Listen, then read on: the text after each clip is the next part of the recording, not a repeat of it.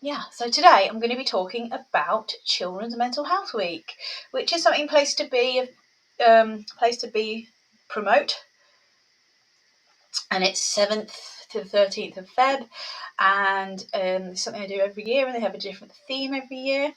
So what I've done is I've aligned our course materials that are inside Wellbeing Club that you have access to as a Wellbeing Club member with their approaches and with their free resources. So if you're not familiar with them, they have loads of free activities that you can just get from their website.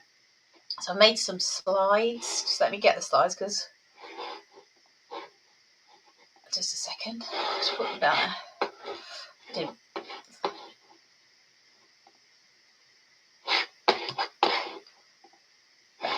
Okay, let me share the screen. Hopefully it's going to work well this week. Oh, I was so confused last time, but it was all because the internet was bad. I thought it was my fault. I thought I was doing something wrong. Okay, so here we go.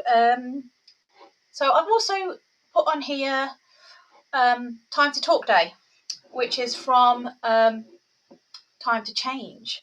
So Time to Talk Day and Time to Change are for adults, really. Or they do have some really good resources for young people. So it's all about anti-stigma, mental health, stigma, reducing mental health stigma.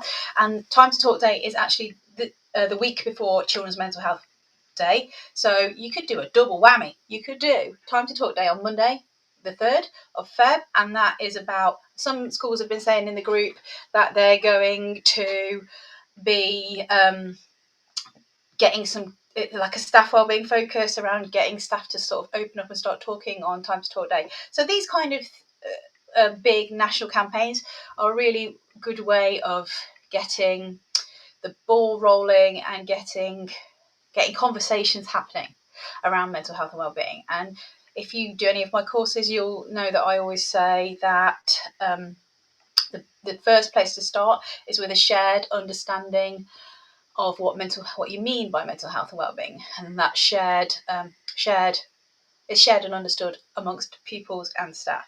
So these kind of events can really launch that.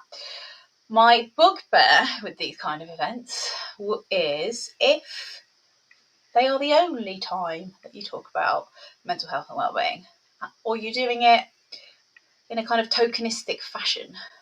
So I always say, make sure if you're going to do this kind of event, then use it to launch a wider strategy, or use it to build that awareness that you're going to then build momentum from. Don't just do this as a one-trick pony and think that you've transformed the school, because believe me, it's just going to fizzle out. It's just going to fizzle out. Or what's the worst thing that's going to happen is people are going to go, well, that was a load of crap, because we obviously aren't improving our well-being, because that was really just a tick box exercise or piecemeal or tokenistic. So, make sure the conditions are right, your environment is right for this kind of thing to go well, So also then we have, so that's Time to Talk Day on the 3rd of February. Then we have Children's Mental Health Week, 7th to the 13th of February. And then we have also Now and Beyond, who we work in partnership with, who we're going to be doing so there's the Festival of Mental Health and Wellbeing. I think it's Festival of Mental Health on the 9th of February. It's a massive event where I think over 700 schools have registered, and like a lot of providers like ourselves have registered, and the schools get matched up with a provider, and then we deliver a workshop to the school we've been matched up with for free for the festival. And all of our resources and all of the other provider resources are in a library on the Now and Beyond website, and in partnership with TES, for you to access for free. I know you lot like free resources. There's a whole load with the Festival of Mental Health, which is on the 9th of Feb, smack bang in the middle of Children's Mental Health Week. So we're working with them, and we are doing a workshop for them, and we're going to be just going to put up a blog about that tomorrow, probably, to let you know all about it. And so these are some major national campaigns that you can get involved in that do have free resources for you to look at. So get them and use them to launch your wider embedded school mental health and wellbeing strategy during this really important week.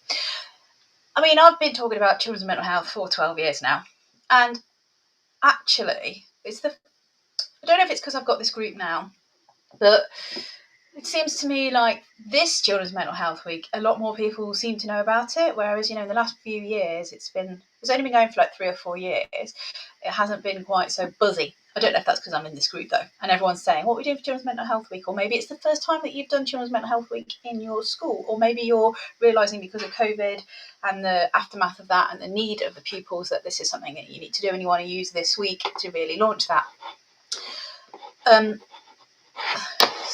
So the strategies I'm going to share. So this is from Place to Be. This is their definition of growing together, which is the theme for this year's Children's Mental Health Week. So it's about emotionally growing and finding ways to help each other grow. Challenges and setbacks can help us to grow and adapt, and try new things can help us move beyond our comfort zone into a new realm of possibility and potential. That is the definition of resilience. Well, one definition of resilience. It is the reconfiguration resilience definition, reworded in an accessible fashion for children. So reconfiguration resilience is where you become better and grow because of the adversity that you've experienced. Not bounce back type of resilience where you just kind of bounce back to the where you were before. And then we have, however, emotional growth is often a gradual process that happens over time, and sometimes you may feel a bit stuck.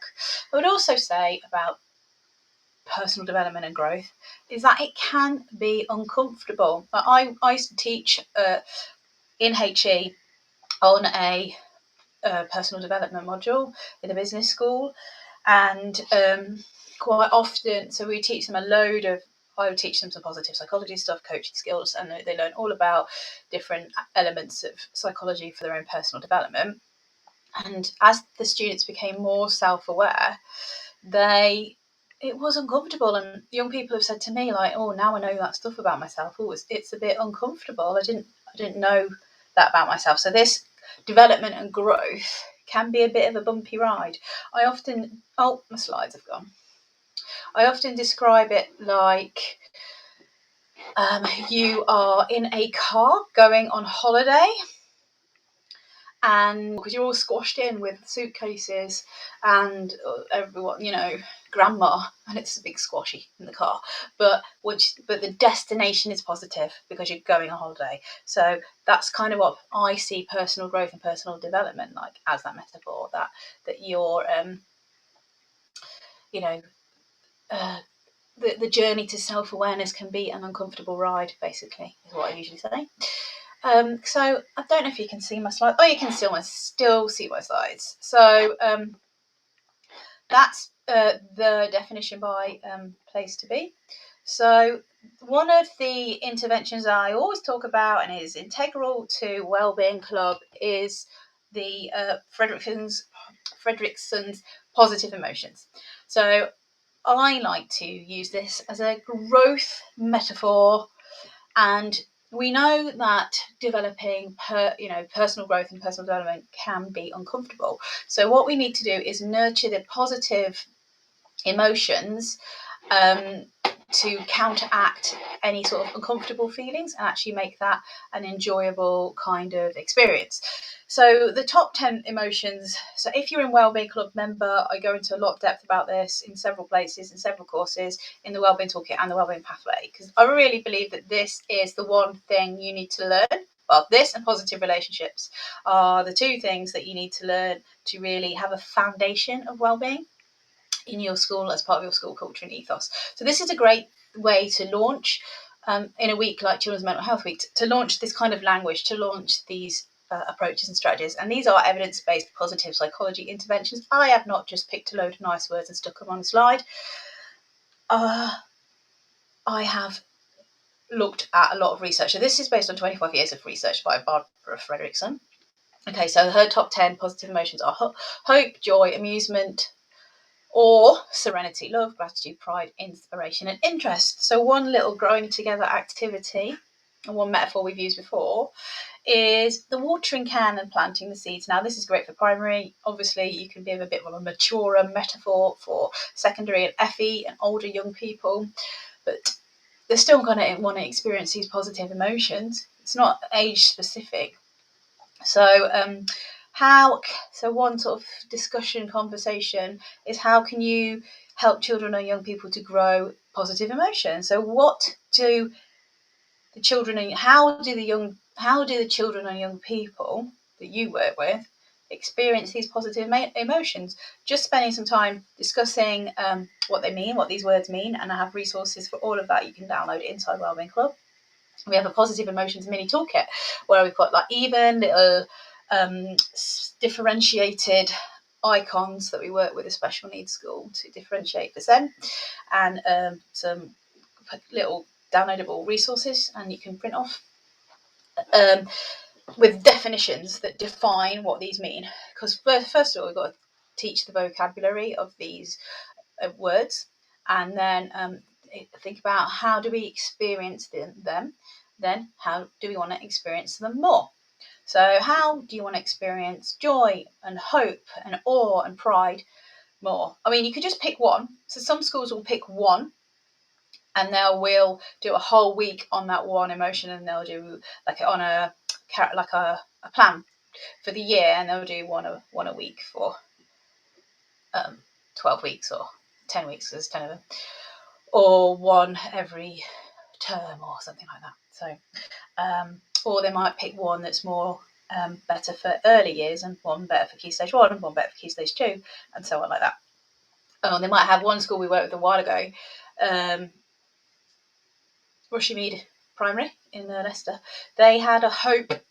They had the whole of September. I think the whole of September or the whole of the first term was hope, and then they differentiated it for the younger ones would do more like doves of hope. Oh, you'd go into the school, and they had all along like doves of hope with glitter on all the doves. It was gorgeous. And then the older young people made cards of hope, and they drew the hope, and they like wrote their hope messages on there, and then they had hope trees in all of the classrooms. So they had like a big event doing that, and that's something you could do during Children's Mental Health Week.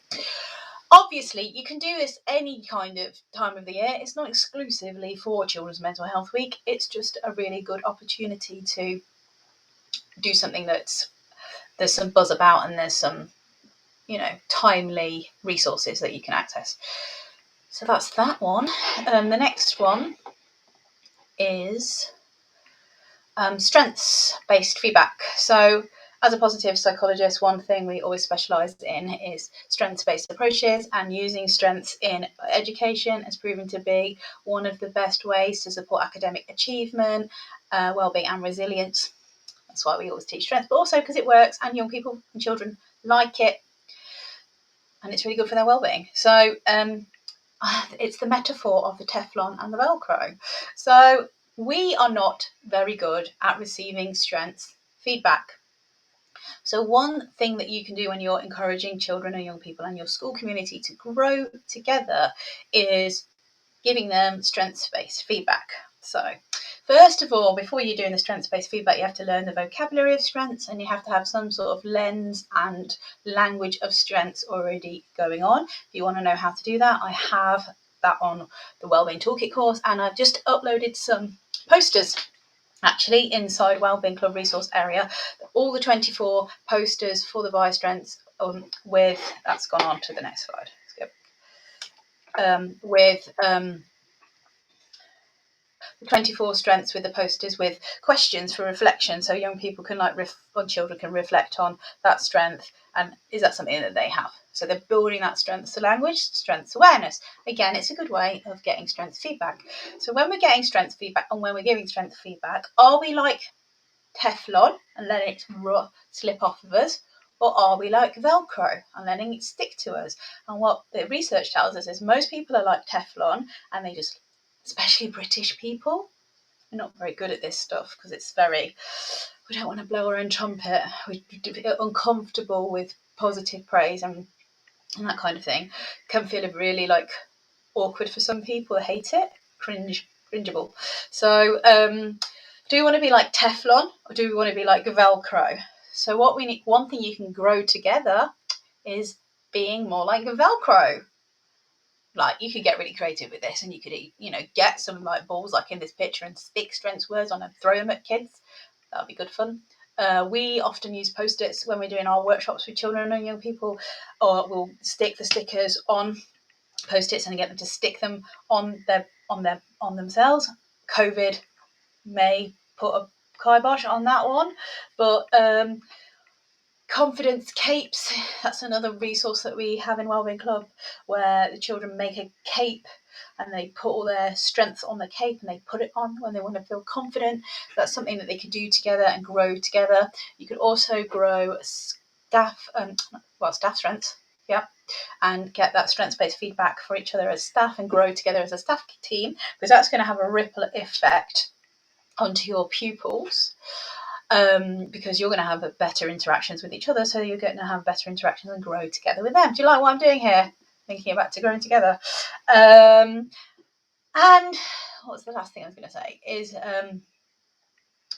whole school strengths. So actually just during Children's Mental Health Week, growing together an identity of strengths for your whole school community, and even making that into a shield or a display that you can put in your school reception or your school hall. Again, you can print off my posters inside Wellbeing Club to cut them out and make a nice display. If you do that, will you please send me a picture, because I'd absolutely love to see that. And if you make any positive emotions displays or anything like that, I love to see them in real life in real schools.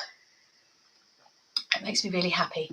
It brings me a lot of joy and it gets my positive emotions up and helps my well-being.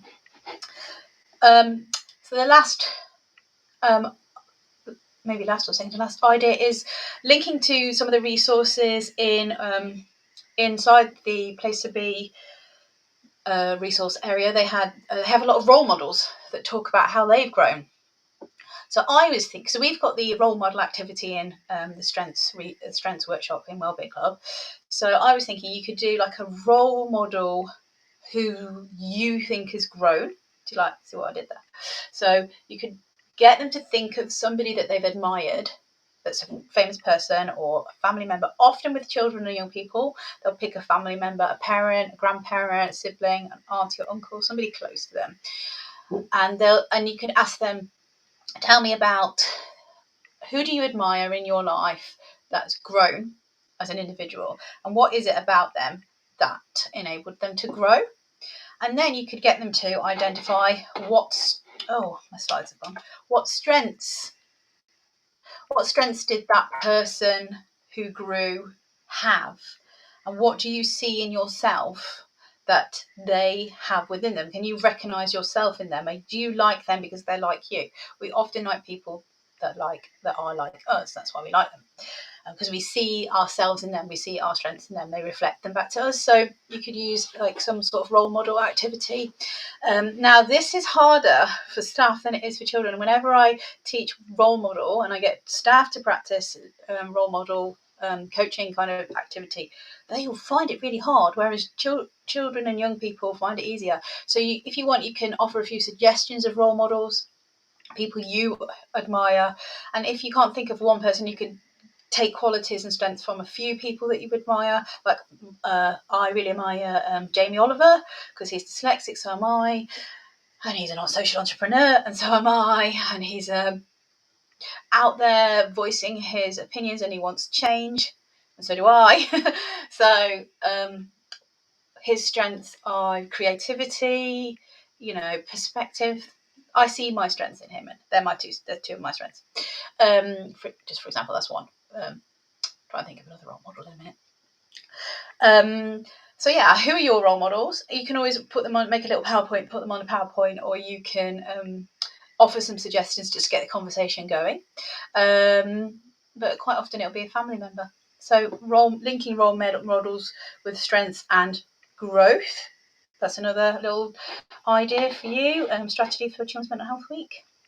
And then the last one is best possible self.